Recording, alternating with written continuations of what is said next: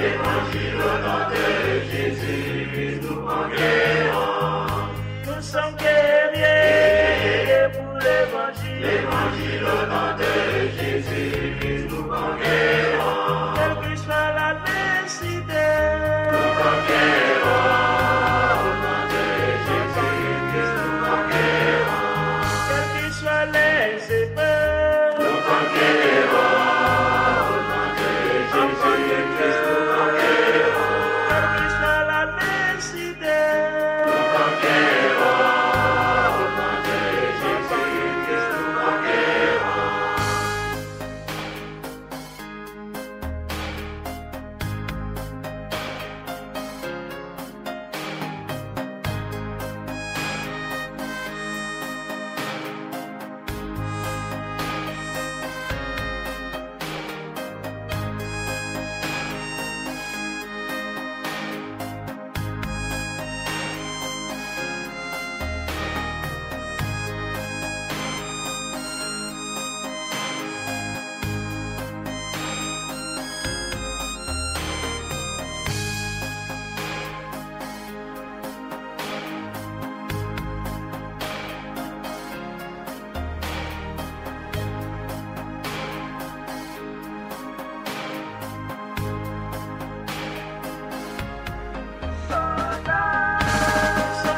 soldats pour l'évangile. Évangile au nom de Jésus, nous conquérons.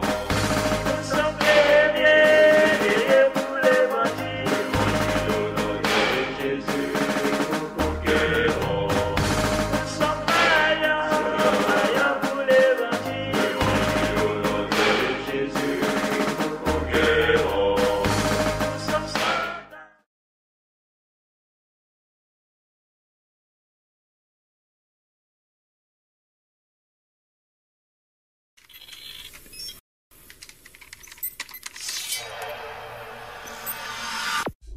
Puisque l'approche scientifique ne permet pas de trancher la question, il faut se tourner vers d'autres indices pour trouver la réponse. Le premier signe est en rapport avec la Bible. Pour beaucoup de gens, ce best-seller mondial numéro 1 est juste un livre religieux parmi d'autres. Pourtant, ceux qui prennent la peine de le lire se rendent assez vite compte d'une caractéristique surprenante. Son unité, sa cohérence. Bien que sa rédaction ait demandé 1500 ans, elle nous dévoile un propos cohérent qui s'est construit progressivement au cours des siècles et qui apparaît au final comme un édifice impeccable, majestueux, et qui dépasse totalement ceux qui l'ont construit. Des premières pages au dernier mot, elle est centrée autour d'un même sujet, la connaissance de Dieu, le Messie et le plan du salut divin pour l'humanité. Pour celui qui ne connaît rien à la Bible, cette affirmation peut paraître un peu fumeuse. Pour lui, c'est juste des mots, des concepts abstraits, de la spiritualité, sans rapport avec le monde réel. Mais pour celui qui la lit et cherche un peu, l'évidence devient de plus en plus écrasante que quelqu'un, derrière ce livre, au travers de centaines d'épisodes, de miracles, de prophéties et d'événements surnaturels, quelqu'un a construit un message qui nous est adressé. Par exemple, Moïse expose clairement la base de la relation avec Dieu et annonce la venue du Messie. 5 siècles plus tard, David, parmi d'autres, prophétise les détails de la crucifixion tout en engendrant les ancêtres de Jésus.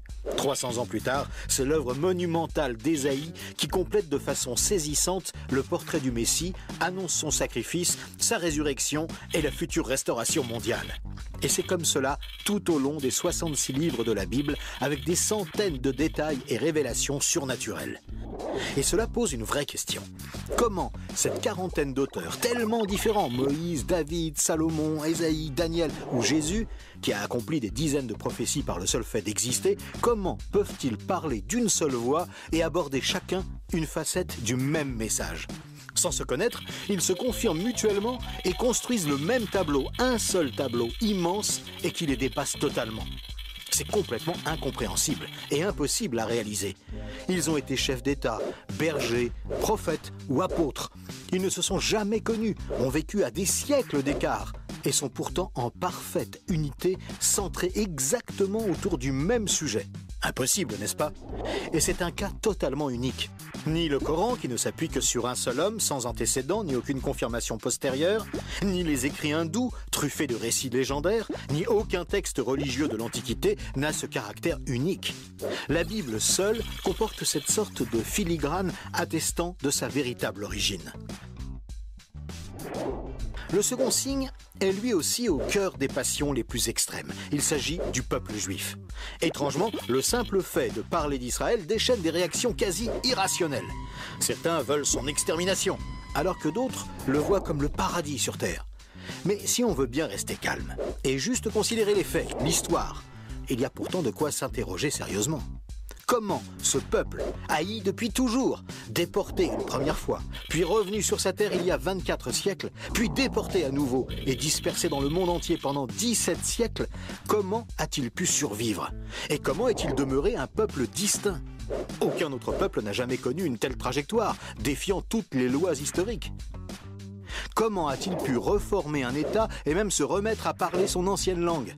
Ça n'est jamais arrivé à aucun autre peuple. Il y a 25 siècles, le prophète Ésaïe posait une question étrange. Un pays peut-il naître en un jour? Ça ne s'est jamais produit, sauf pour la nation d'Israël, qui est née en un seul jour, le 15 mai 1948. Et cela, à peine 3 ans après la fin de la guerre et la solution finale mise sur pied par Hitler pour les exterminer. Et ce n'est pas tout. Le lendemain, Israël était attaqué par les armées de 4 pays arabes, supérieurs en nombre et en armement, et il a pourtant gagné la guerre. Des soldats ont même raconté avoir assisté à des interventions surnaturelles. Étrange, non? Par la suite, malgré le rideau de fer, des milliers ont émigré de l'ex-URSS, accomplissant une antique prophétie qui mentionnait le retour des Juifs depuis le pays du Nord. Si on considère sa contribution à la science, les Juifs ont remporté 20% des prix Nobel, alors qu'ils ne sont que 0,2% de la population mondiale. Comment est-ce possible? 150 ans avant, ce n'était qu'un pays désolé, entièrement livré à la mauvaise herbe. Et aujourd'hui, on en parle comme d'un miracle d'agriculture. Ésaïe avait prédit que même le désert refleurirait. Et on trouve aujourd'hui des cultures jusque dans le Negev. Interrogé par le roi de Prusse, Frédéric II, qui lui demandait une preuve de l'existence de Dieu, son chapelain lui avait répondu « Les Juifs, sire, les Juifs ». Et d'où vient la première religion mondiale? De Jésus, un juif, dont l'enseignement, la mort et la résurrection continuent à impacter en profondeur la société humaine. Évidemment, ce peuple est loin d'être un modèle, et il a souvent sombré dans la corruption. Mais la Bible déclare que Dieu en a fait un signe parmi les nations. Qui pourrait dire le contraire? Pour terminer ce bref survol, une considération d'ordre moral. Encore un sujet tabou et pourtant...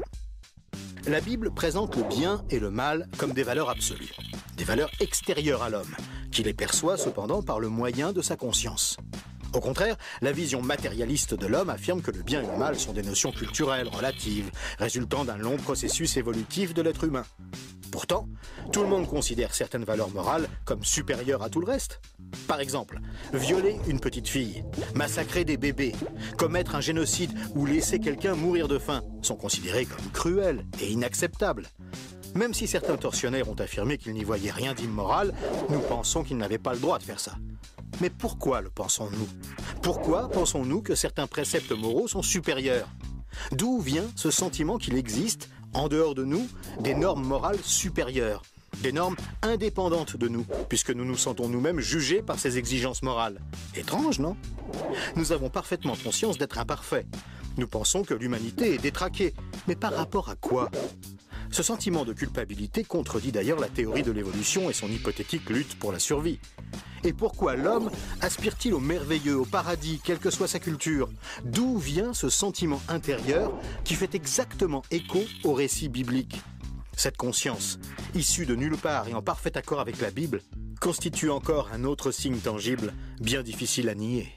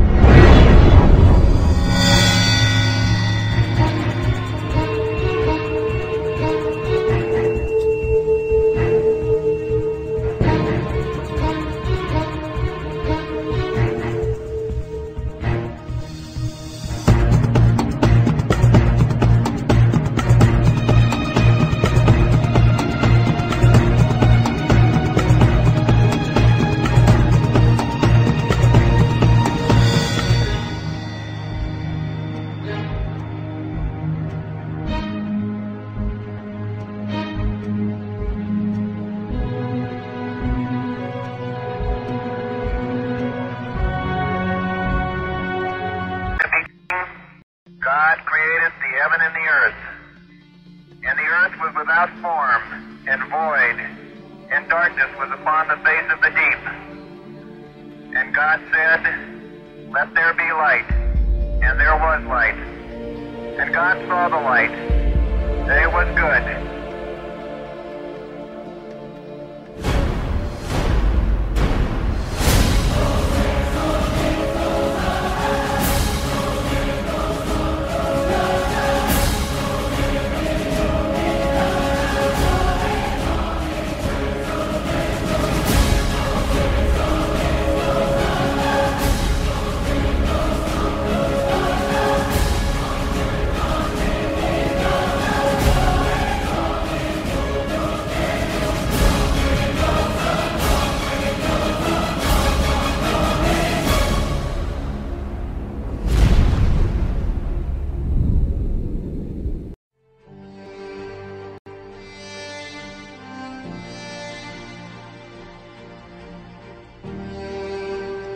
Chers amis, la Bible enseigne que le monde s'en va inexorablement, non vers la paix, mais vers une guerre ultime, de cataclysme, un Armageddon décrit au chapitre 7 de l'Apocalypse. Et avant d'arriver au paroxysme, cet holocauste, les choses iront en se détériorant, les choses vont aller de mal en pire, le monde s'enfoncera toujours de plus en plus dans le chaos, la confusion et le péché. Plus on approchera de la fin, les guerres vont augmenter. Le taux de criminalité va monter en flèche. Les crises économiques seront de plus en plus graves. Les catastrophes naturelles sans précédent, tremblements de terre, inondations, famine, épidémies, pestilences, tout cela a été décrit dans la parole du Seigneur. Et toutes ces calamités marqueront le déchaînement de la colère de Dieu sur notre monde impie et rebelle.